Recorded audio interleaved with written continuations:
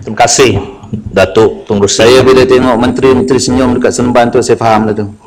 Sila. Saya pun faham, Datuk Sri. Datuk Pengerusi ada beberapa, ada 3 perkara yang saya nak bangkitkan dalam Kementerian Pelancongan dan Kebudayaan dalam peringkat jawatankuasa. Yang pertamanya ialah 020-100 Dasar Pelancongan dan Hubungan Antarabangsa. Datuk Pengerusi, saya rasa satu dasar yang amat penting untuk memberikan kompetitif kepada negara kita ialah pengecualian visa kepada pelancong-pelancong, khususnya kepada pelancong daripada pasaran negara China. Saya telah membangkitkan perkara ini dalam sesi soal jawab beberapa minggu yang lepas, dan semasa pihak Yang Berhormat Menteri memberikan jawapan kepada soalan saya berkenaan dengan pengecualian visa kepada pelancong Cina, Yang Berhormat Menteri telah mengatakan bahawa memang dalam pihak Kementerian Pelancongan dan Kebudayaan memang menyokong dan mencadangkan dasar supaya diberikan pengecualian visa kepada pelancong-pelancong khususnya dalam grup tour ataupun pelancong secara berkumpulan. Tetapi apa yang saya rasa sekarang ialah di sini ialah banyak kekeliruan timbul daripada dasar ini. Apabila pihak Yang Berhormat Menteri telah memberikan jawapan tersebut di dalam Dewan Yang Mulia ini, pihak Immigration Malaysia, khususnya Ketua Pengarah Immigration, mengatakan bahawa pihak Immigration tidak akan melaksanakan dasar itu kerana mereka mengatakan bahawa isu security, isu masalah sosial, dan tidak akan mengikuti ataupun membenarkan pelonggaran visa ini dilaksanakan. Jadi persoalan saya di sini, apakah ini satu pencanggahan yang begitu ketara? Apakah decision daripada kabinet, keputusan daripada kabinet boleh tidak diikuti oleh pihak immigration?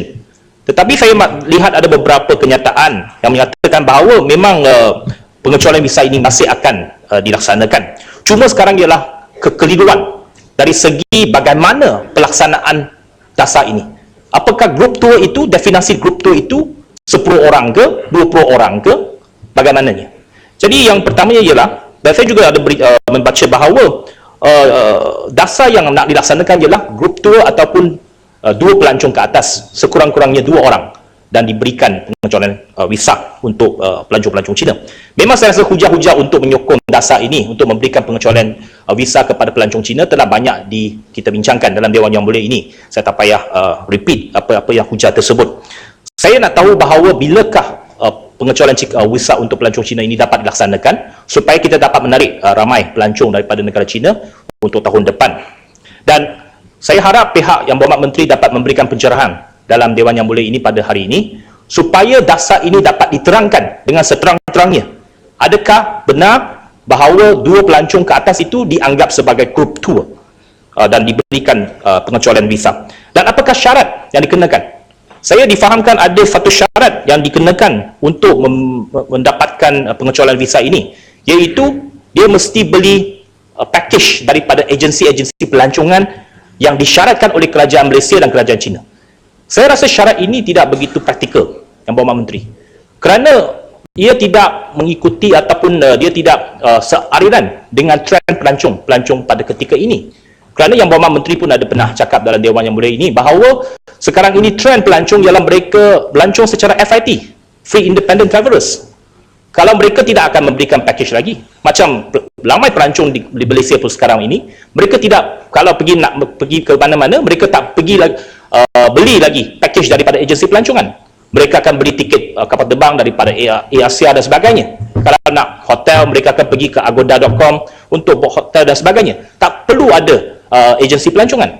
Jadi saya harap syarat ini tidak dikenakan. Sekiranya syarat ini dikenakan, maka ia akan defeat the purpose untuk kita memberikan visa free kepada pelancong-pelancong. Jadi saya harap Yang Berhormat Menteri hari ini dapat memberikan satu pencerahan dan penjelasan supaya dasar pengecualian visa ini untuk pelancong Cina ini dapat diperjelaskan dan kita harap dia dapat dilaksanakan dengan secepat mungkin. Yang keduanya, Datuk Pengerusi, 020400 pembangunan industri.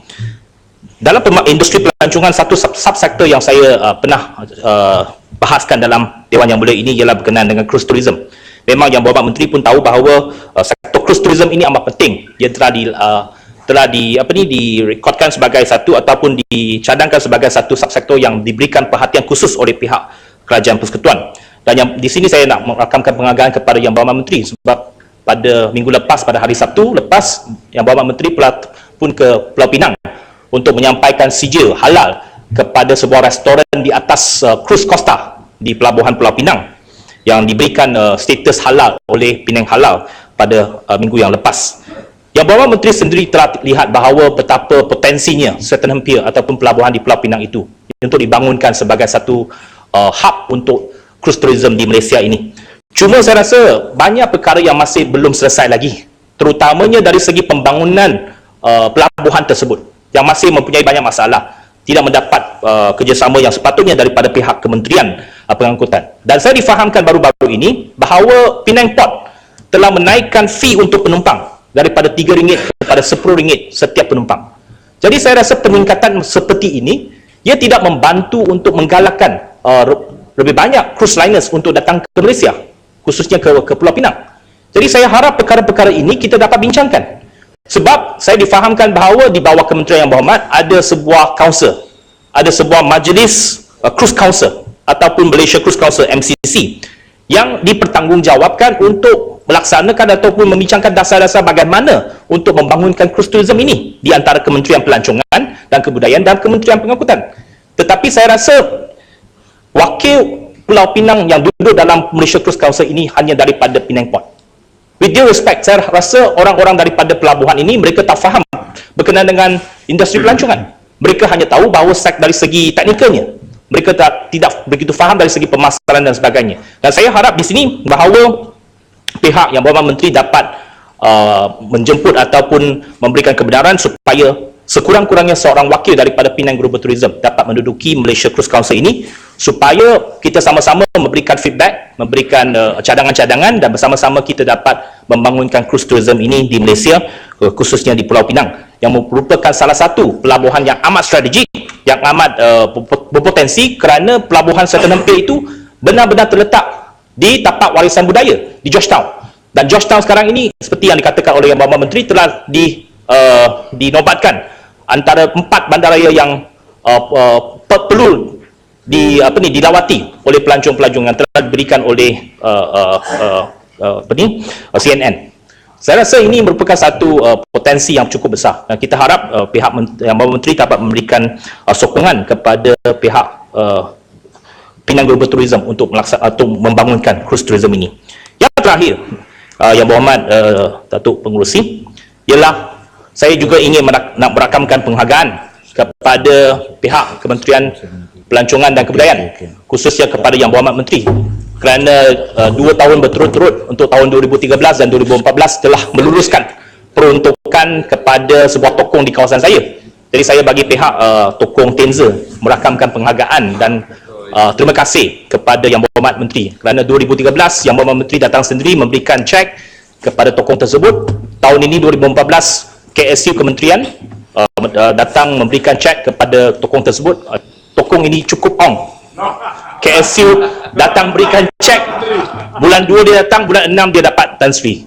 Jadi ini sebuah tokong yang cukup ong lah. Saya harap ini supaya saya merakamkan penghargaan. Terima kasih kepada Yang Berhormat Menteri. Saya harap tahun depan juga sama diberikan peruntukan untuk tokong Tenza ini untuk melaksanakan program festival Tahun Baru Cina. Kalau tak dapat 50,000 pun mungkin 30,000 pun dah cukup lah. Saya harap ini Yang Berhormat Menteri dapat memberikan sokongan dan terus memberikan peruntukan kepada tokong Tenza ini kerana ia merupakan salah satu tempat, bukan sahaja sebagai satu tempat beribadat untuk masyarakat Cina di Parlimen Seremban, tetapi ia juga merupakan satu destinasi pelancongan, terutamanya pelancong-pelancong domestik untuk melawat tokong tersebut yang cukup indah dan cantik semasa Tahun Baru Cina yang dihiasi dengan pelbagai lampu-lampu dan tanggung-tanggung yang dapat memeriahkan lagi suasana Tahun Baru Cina pada tahun depan. Saya harap ini dapat memberikan, pihak menteri dapat memberikan peruntukan terus kepada tokong tersebut. Itu sahaja. Terima kasih, Tan Sri.